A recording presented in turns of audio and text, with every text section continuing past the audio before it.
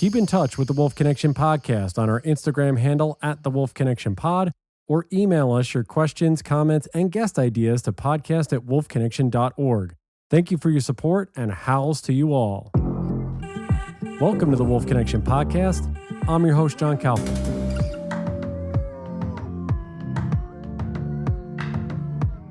We are going to take a slight pivot today, but in a good way, talking about another campaign for another species that just happens to be in Colorado. So as many of you know, that the wolves got reintroduced, the bill passed, they are in Colorado, and there's another big predator there that is in need of some ballot help. And so we are joined by the CATS campaign manager, Samantha Miller from Grand Lake, Colorado, where we are going to be talking about mountain lions, and there's a ballot initiative there that we are going to get into today. So Samantha, first of all, great to meet you. Great to see you. And how's everything going over there in Grand Lake? Everything is going great in Grand Lake. We're right on the west side of Rocky Mountain National Park, and I volunteer in the park with search and rescue. So I haven't been getting out for that too much, but a lot of hiking and a lot of horseback riding. I also volunteer with backcountry horsemen. So all of the great Colorado things are happening up in Grand Lake. That's great. I was seeing that in your bio, where you just crossed the spectrum of working with, obviously, this campaign that we'll get into about mountain lions, but also with horses. Were you growing up in the West? Where did you get your start? Were animals, wildlife, nature, was all of this sort of grown into your DNA, or was it something you sort of fell into? I think I was mostly born this way. So maybe a little bit of nature and nurture. I grew up on a hobby farm in Southern California on a few acres and had horses and goats and chickens and everything else in between. So it was a great experience to grow up that way. But I have lived across the West. So I've lived in California, Oregon, and Washington, and Nevada, as well as Colorado. And I've worked in wildlife policy across the 11 Western states. So it's definitely been a through line in my life to do this kind of work. When you explain, I guess, to people, just talk about that through line, because that, I feel, is so impactful to get a little bit of taste of every state, of those types of groups of folks that maybe you're working with, being social with, and really truly understanding the ecological side of how things are working, but also the social, political, all the things that you may have to think about when you talk about moving into campaigns, working in nonprofit work, whatever it is for wildlife, nature, and otherwise. What does that help you bring to the table as you move through these different states and ultimately now you're in Colorado? Yeah, I think that for me, my wheelhouse is really public policy. That's what my master's degree is in. I'm not a scientist, but I know a few really smart scientists that I can rely on when I'm looking at wildlife policy. And so I consult experts each time I'm considering different modifications or different reform issues. In Oregon, we looked at wildlife killing contests, again, cruel and unnecessary, much like mountain lion trophy hunting is here in Colorado. And in Washington, we were able to ban spring bear hunting. Again, another cruel, unnecessary action that results in orphaning of baby animals, much like mountain lion trophy hunting does too. So what I've really looked at is what are these outdated practices and what are these types of inhumane things that we're still doing that don't make sense anymore? And how do we rein those in while supporting ethical hunting? Because this is not an anti-hunting measure. This is a measure that's very much inclusive of hunters. We have hunters as part of our coalition. So I've tried to be considerate of that in all of my work too.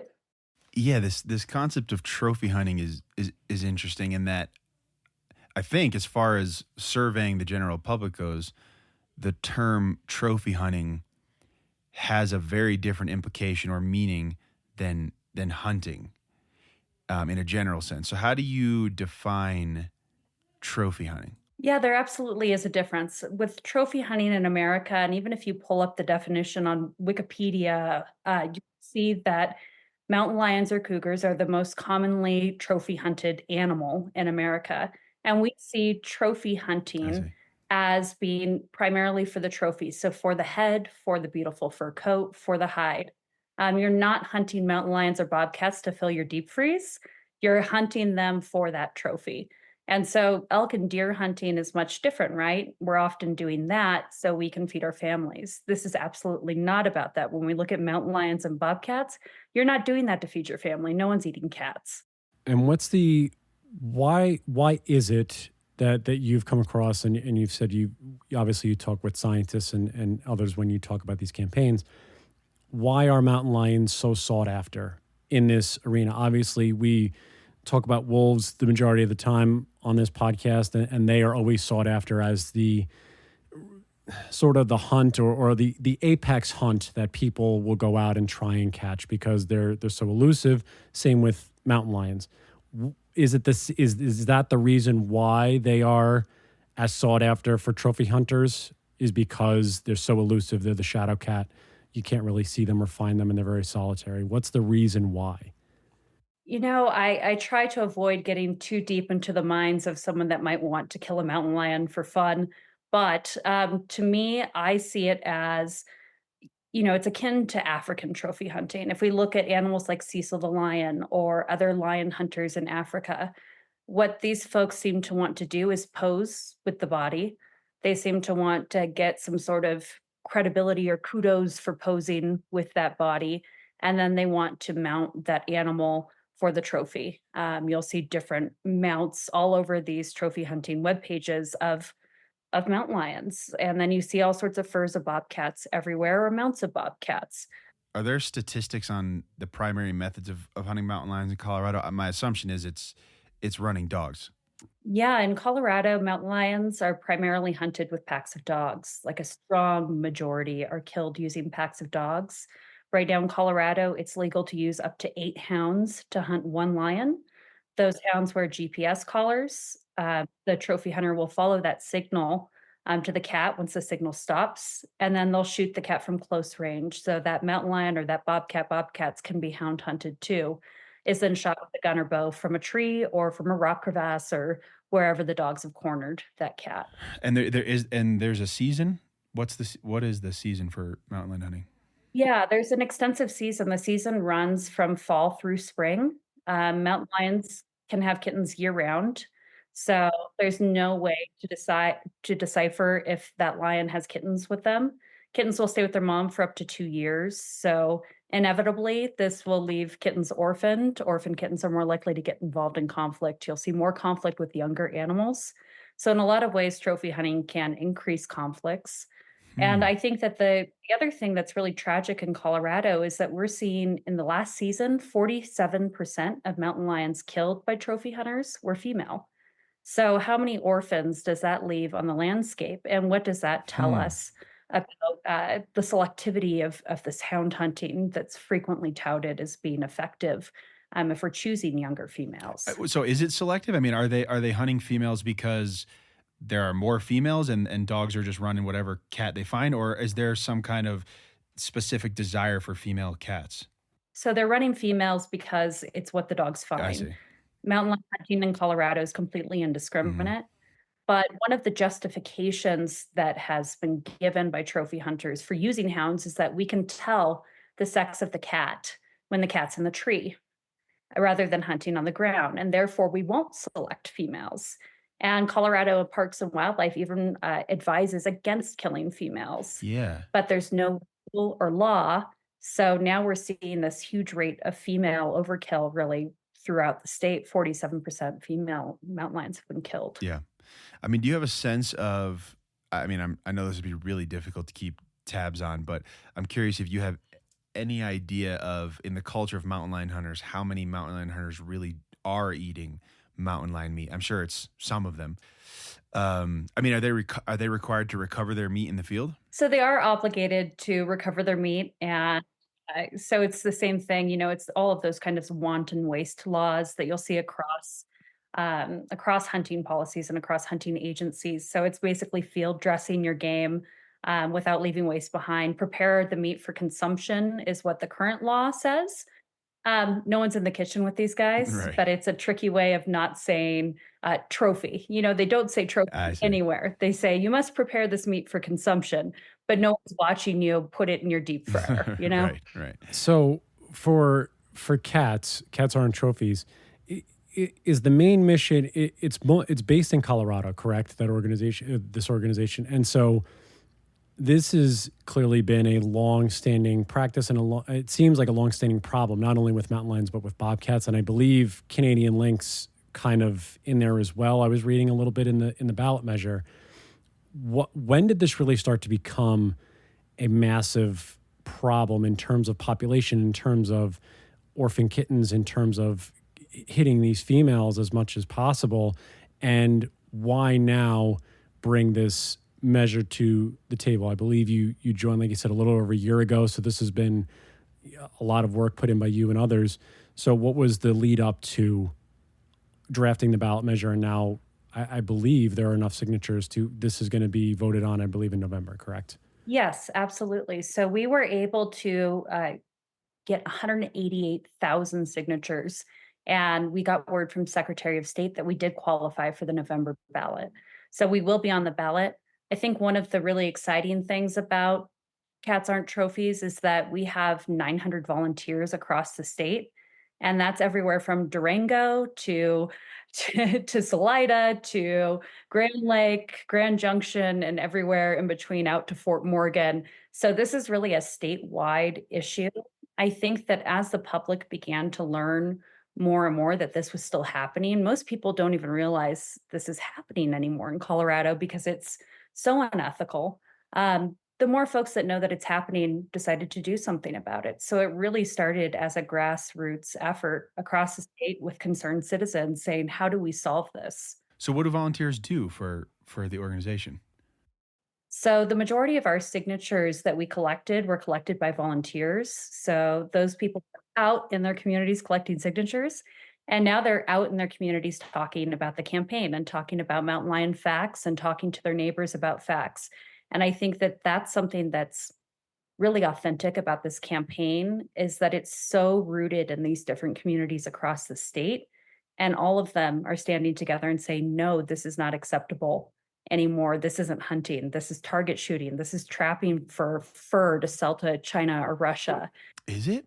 I didn't know that still happening. Yeah, in Colorado with bobcats, which are included, and we can talk about lynx when we get there.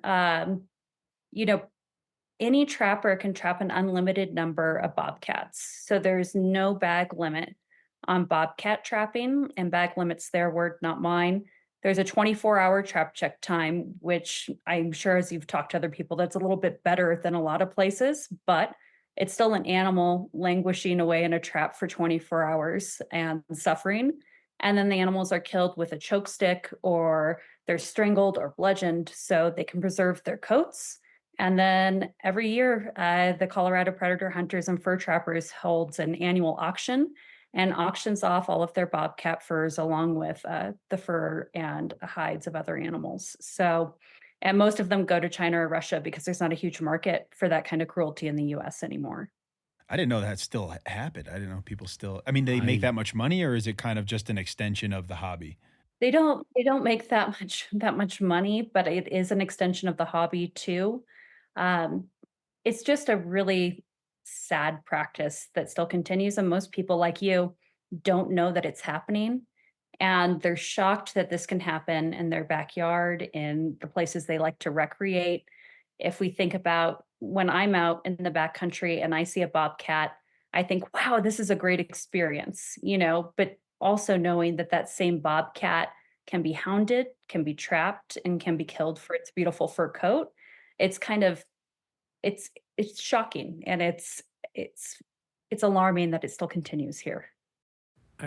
I remember speaking with John E. Marriott up in Canada when he was talking about this, and he did his Trapped in the Past documentary series, a 3-parter, which anybody who's listening who hasn't watched it, please go do so. And he really talked about a lot of what you're saying, is that these practices are so old world, hundreds of years ago, 150 years ago, and the market has really sharply fallen off in a lot of this trade, and to have to go overseas for a lot of the whatever money is made out of it really just almost does a disservice to, again, first and foremost, the wildlife itself, the cats that are being trapped, hounded, killed indiscriminately for their fur, their heads in some instances, but really just is this really a viable way of having a hobby or making a living in 2024 at this instance? And that's not to say that everybody has the same advantages or the same ways of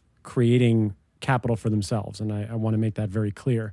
But it just seems as though it's sort of an offshoot of an old way of thinking in how we treat wildlife, whereas you're, campaigning in a state, living in a state where wolves have been reintroduced after being extirpated for 100 plus years. And now this animal that has outlasted that really from the extirpation of wolves and other species is sort of falling down the same path via human consumption or hunting in that way. Right. And I think Colorado really has this great opportunity to be a beacon of biodiversity in the country. And I am hopeful that when our measure passes in November, then these cats will be able to do all of the fantastic things they do for ecosystems in our state. Colorado's the ground zero for chronic wasting disease. There's all sorts of exciting research about how mountain lions will pre-select for deer or elk with chronic wasting disease. They will hunt those animals, feed on those animals, but they themselves don't catch the disease and they don't spread it onto the environment like deer or elk do. So they're having a cleansing effect on herds, which is really exciting. And then beyond that, they always select for diseased or sick animals. So they're keeping herds healthy. So I tell my friends that are hunters, hey, these animals do a service for us, they do a service for you, and really keeping our deer and elk herds healthy. And they can really be our allies in this war on chronic wasting disease, which is ravaging Colorado herds. What about the cultural feelings about mountain lions in the West?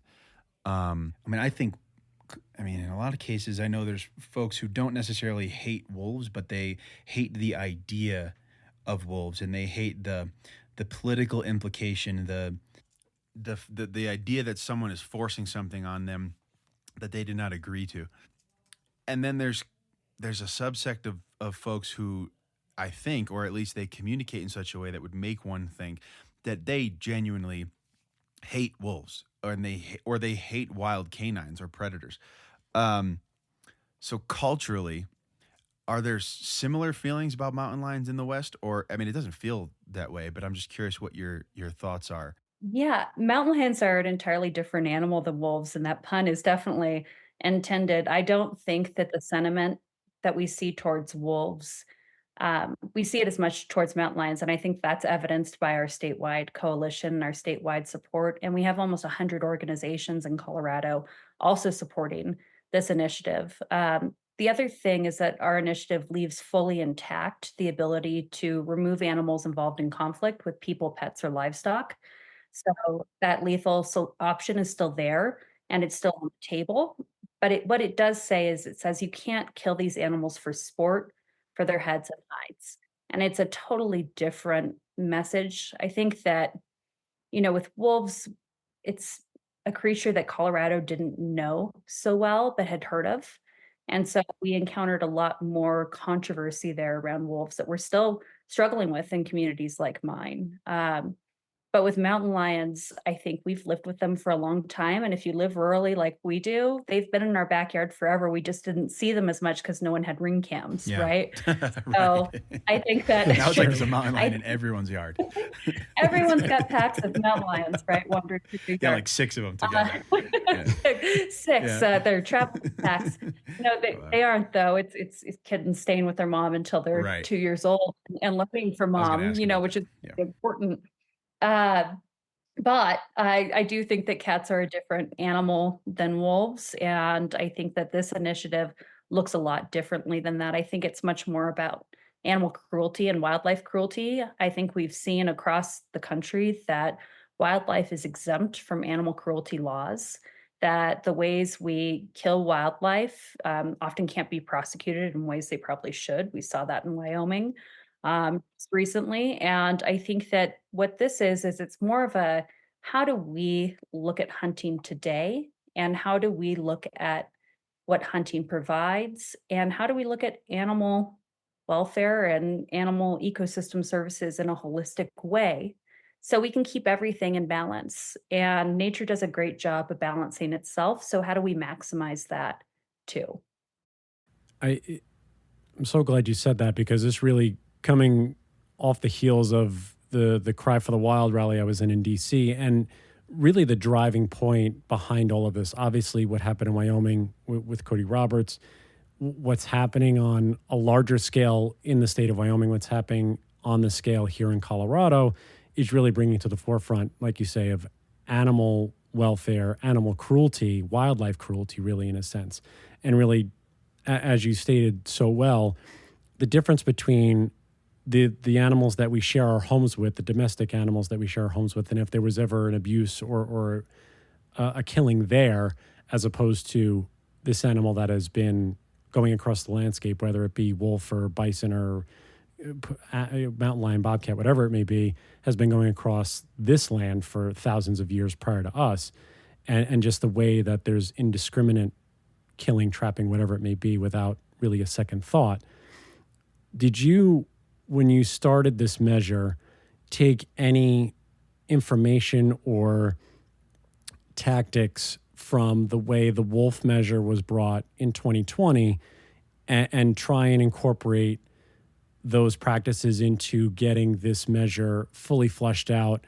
I know you said speak more too about how you have people on both sides of this issue. You have hunters, you have, I believe there's some ranchers on this as well, or some communities there, and how valuable and important that is to keep all voices involved in some way. Right. I think that there's a lot there that we can unpack too. And I would start with Cody Roberts in that he was also a lion hounder. He's a mountain lion hounder. That's who these people are. That's what they like to do. And I think that what he did was disgraceful. And I think it's unfortunate that we allow folks like that to get their kicks by sport killing animals in really horrific ways, which we see with wildcats in Colorado. With our coalition, I think that, they're two different. The wolf reintroduction and cats aren't trophies are two different initiatives that approached the issue in really different different ways. I think that with cats aren't trophies, we really started from the grassroots and were intentional about being statewide and inclusive. We really worked with citizens and came up with this as a response to things that were happening in people's backyards. You mentioned, do we have ranchers? Yes, we have a goat rancher in our coalition, and she's had hounders chase lions across her property, and that's how she got involved because it was so cruel. We have veterinarians in our coalition that run veterinary practices in rural areas and have seen things that can happen to bobcats when they're stuck in traps like that.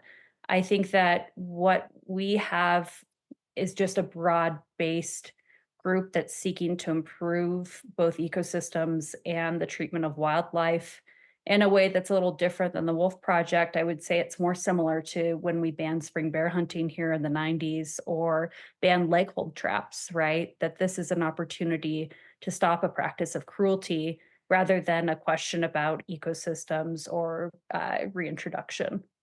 Is poaching considered an issue with mountain lions in Colorado? I get a lot of emails from sources that I'm subscribed to that share poaching articles, and I haven't seen very much of it myself, but I'm curious. I'd have to get more data on that. I'm not fully sure. It's not something that's been brought to the top of our attention for sure. But again, poaching investigations usually fly under the radar for a long time too. Yeah, the ring camera thing makes me think about that sentiment that certain animals are like just everywhere now, and I think that, like we said, a lot of that may be the exposure or the access to concrete proof that animals exist. Right.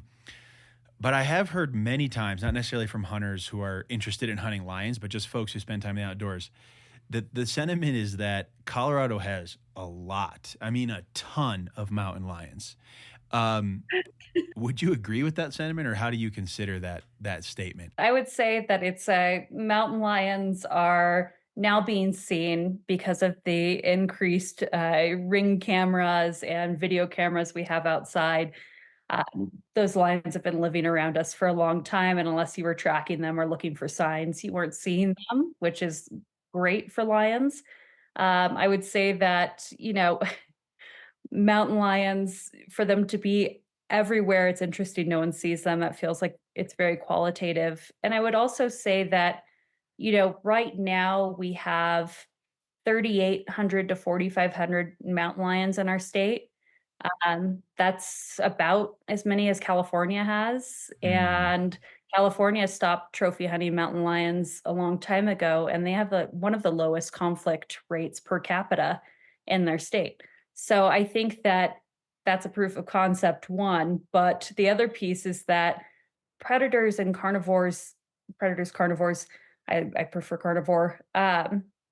There's a paradox there in how we treat them when we see them on a camera versus a deer or elk, or how we treat them when we think about game management practices, right? It becomes very sensationalized. We hear stories of the lion was stalking this person, or the coyote, even if we go to coyotes, was stalking right. this person. And the language used, when in reality, we're knowing, hey, we've got a lot more conflicts with elk and moose here in Colorado than we've ever had with lions. And yet, when we see lions on the camera, there's this sort of mass panic. And meanwhile, I can walk out of my house in Grand Lake and run into a moose, and no one's terrified, even though moose are definitely killing and hurting more people uh, than mountain lions are. So I think it's a lot of it is that kind of predator paradox that we've seen in the media a lot, where mountain lions are much more sensationalized than an elk or deer. Okay, and because I know you can handle it, I'm gonna pose an argument that I've heard several times now. Okay, so another thing that I've heard, and I've never verified this or been able to verify it, but maybe you know something about this, but that in California, that the amount of lions that were hunted by the public, meaning the public hunters who paid into the system, there's a similar amount of lions still being hunted, but on depredation permits. So now everyone's paying for it in tax dollars. And so the argument is that, like, maybe the system is maybe the system of conflict requires some amount of human participation to lethally manage conflict. And so if you remove the ability of the public to participate in lethal management, then you just hand it over to the state and they're going to kill lions anyway. So I've never verified this. I don't know how true this idea is, but I'm curious what your thoughts are when you hear an argument like that. Yeah, I think it's absolutely absurd to think that trophy hunters can select for conflict mountain lions before they ever even That's a good commit a point. crime, a conflict, right? It's akin to a crowd control strategy where you're just Shooting shooting into everybody. the crowd and you're like, oh, I've solved crime now, right? Wow. Yeah, it's a great point. That's that's exactly what it is. Uh, Trophy hunters kill lions because they're available indiscriminately, and lions killed for conflict were involved in conflict, so you'll see less conflict. You know, so it's much different. And then, of course, there's all sorts of non-lethals available too. I thought I could make you laugh with my crowd control, crime control. I loved it. Yeah, that was a good one. And it's a great point. Thank Great you. point. That's yeah. And that's always the stuff we hear. It's the same arguments that we make, obviously, with the wolf situation. It's the same concept of that. Well, if we just wipe out this entire pack, well, there'll be no more problems. And it goes, no, it actually goes deeper than that. If you go another layer or two, all you're doing is creating a void that will be filled by another pack that doesn't understand the boundary between the livestock, or whether it's sheep or cattle, whatever it may be, and say, well, we're not going to hunt that animal. We're going to hunt the elk that we normally do. And it's off of that fear base. And we've had this discussion, it seems like so many times.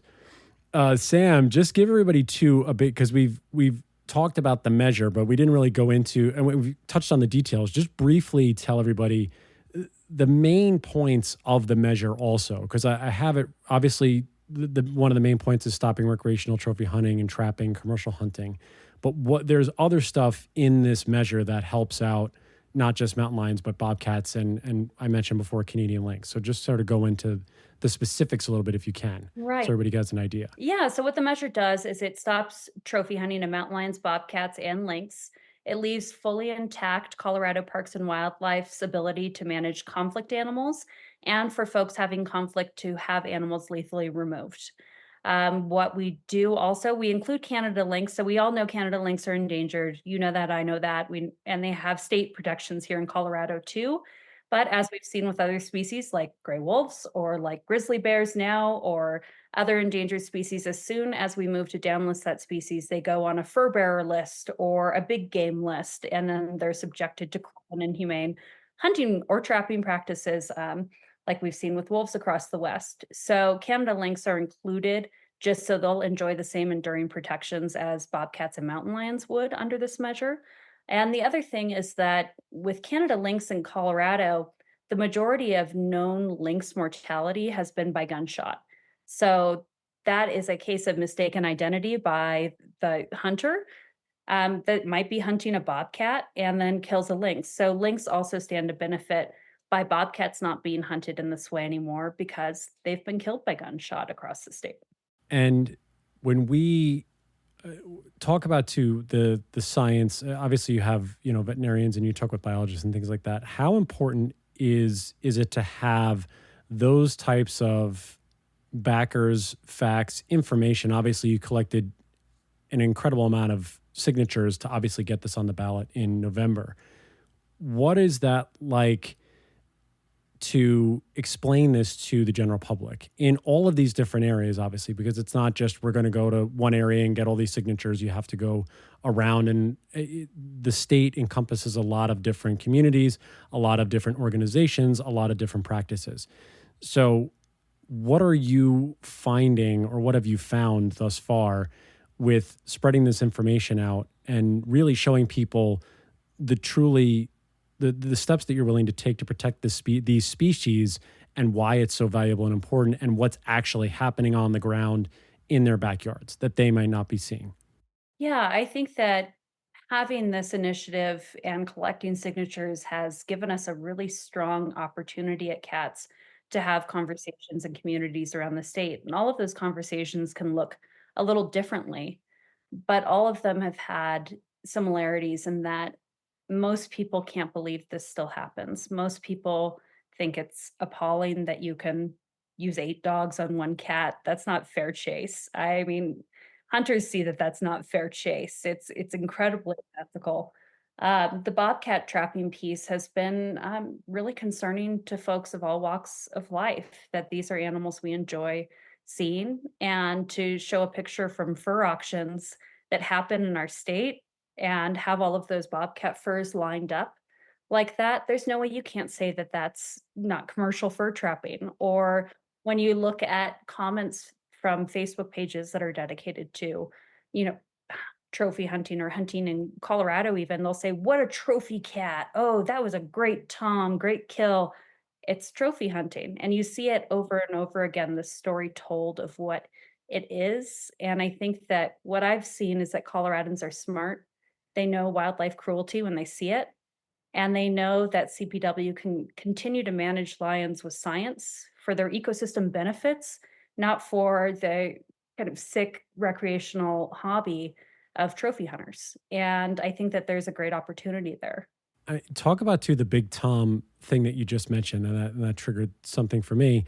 Is there's also, again, not reading up on it as much, but just seeing or hearing about this adage that these cats should only be in the wild for X amount of time. If it's an old Tom, it doesn't really know what it's doing anymore. Like I've heard that verbiage as well, that we're taking out, I guess, the old cat or the cat that doesn't really serve ecologically anymore. Where does that come from? And obviously, is there validity to it? And why is that put into practice as well? Just sort of piggybacking off what Stephen said a few minutes ago. Yeah, I think all of these myths are really interesting. I don't know why we would take out our elders with some wisdom to let teenagers run the ecosystem, right? Like if we target that older cat, which is what we usually do with trophy hunting, the trophy hunters are looking for the biggest animal. It's like saying, okay, I've taken dad out of the house and here's some teenagers and we'll see what they eat. What can they eat? And they're all fighting for the same resources and they don't know what they're doing.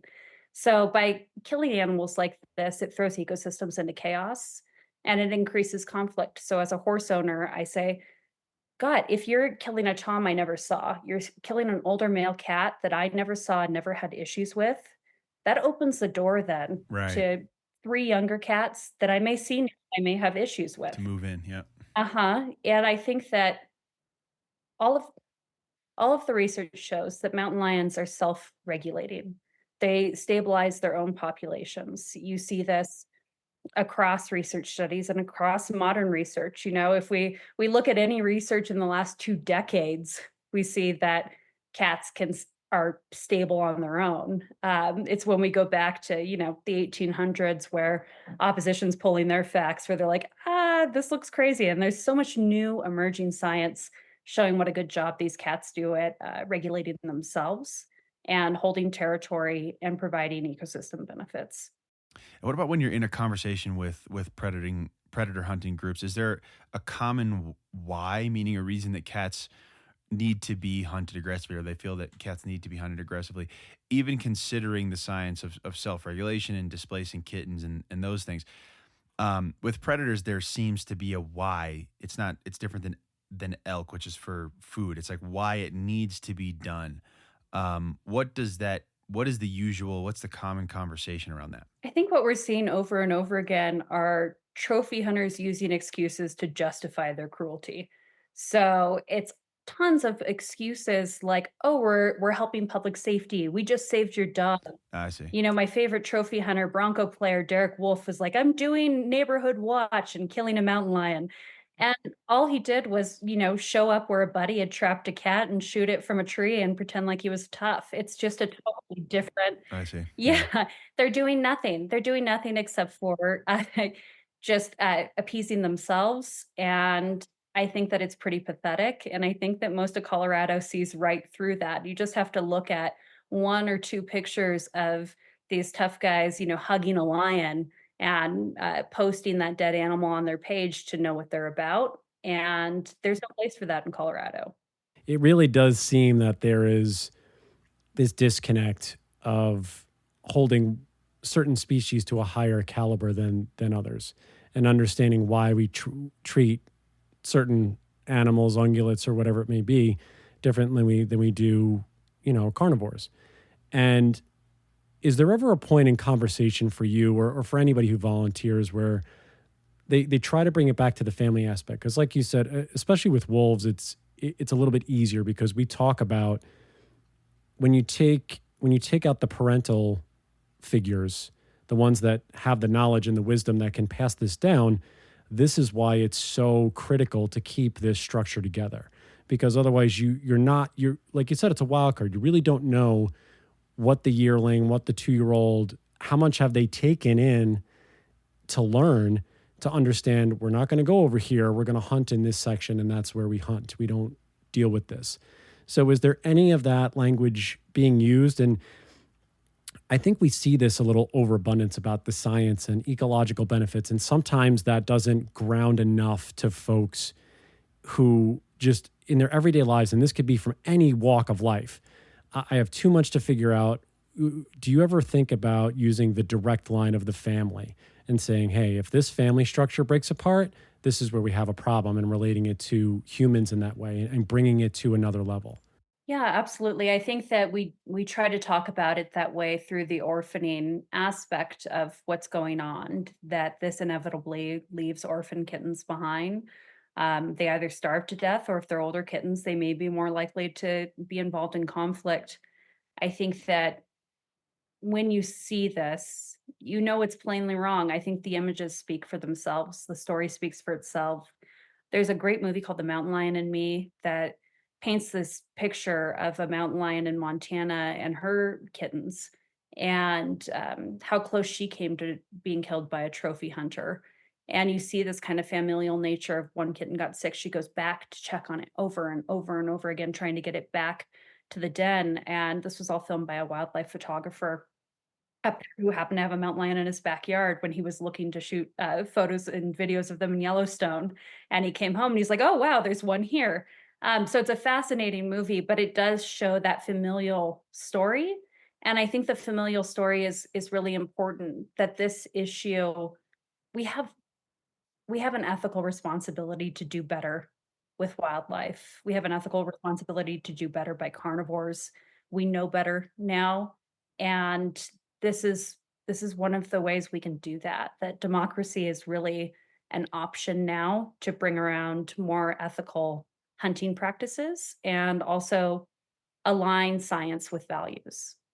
And I think that's a very powerful point that you make, because there it's really trying to bring these two sides, more than two sides, together, is understanding that science, along with, like you say, hunting values. And many of the hunters or individuals that we speak to that are hunters that are willing to talk to Stephen and I share a lot of these same values, is that these are practices that really don't belong in the culture, and that it's the outside edges of the communities that really do these things or have these as hobbies.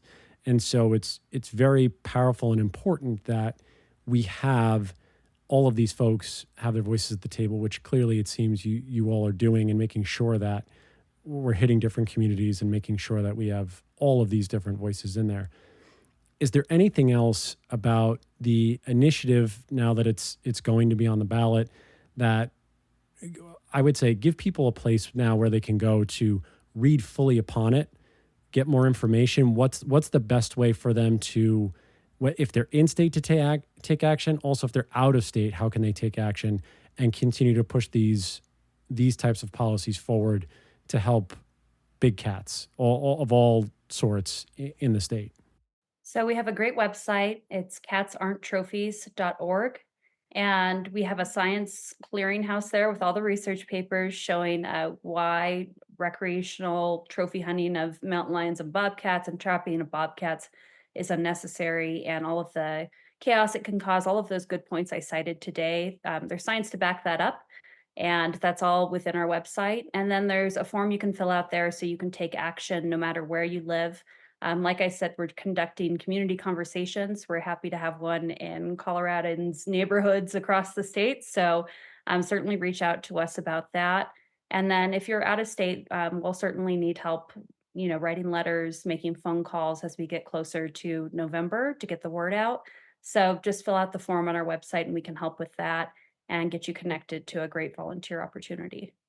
And what are the best ways? Obviously, the website. Any other social media things where people can follow along with the steps of where things are going? Is there a government website where they can see that the initiative is there and what's all there? Or is it mostly just stick to catsaren'ttrophies.org? So Cats Aren't Trophies will also connect you to our social channels. We are on Facebook and on Instagram and on YouTube. So you can find us there. I'm also on TikTok talking about cats too, and the ecosystem services they provide, usually as I'm walking through the wilderness somewhere with my dogs. So we have a lot of ways for people to engage. And then the Secretary of State, if you want to look at that, it is listed on the Secretary of State website, but we do have the full language of the ballot measure on the catsaren'ttrophies.org website too. So that's really your one-stop shop for all things cats. What is it like for you to see this type of ballot initiative come to fruition as someone who is heavily involved in the outdoors, who works with, who is part of a horse organization as well, or I think it's Backyard Riders. I got it wrong. I'm sorry. It's not it. But like, you know what I mean? Just to be involved in something in the outdoors, to be in communities where the outdoors mean so much, and to have something like this have enough signatures, it's on the ballot now, it's going to the people to be able to make this massive decision to make sure that these cats are protected going forward. Yeah, and it's backcountry horsemen, but I Backcountry, did like Just backyard riding around your riders. backyards. So no, as being part of a backcountry horseman and on Rocky Mountain National Park search and rescue and spending a lot of time in the outdoors, I think that it's really rewarding to see this on the ballot. But I think that what was more rewarding to me even than that was the 900 volunteers that really worked their butts off to make this happen, that made incredible time contributions to this campaign.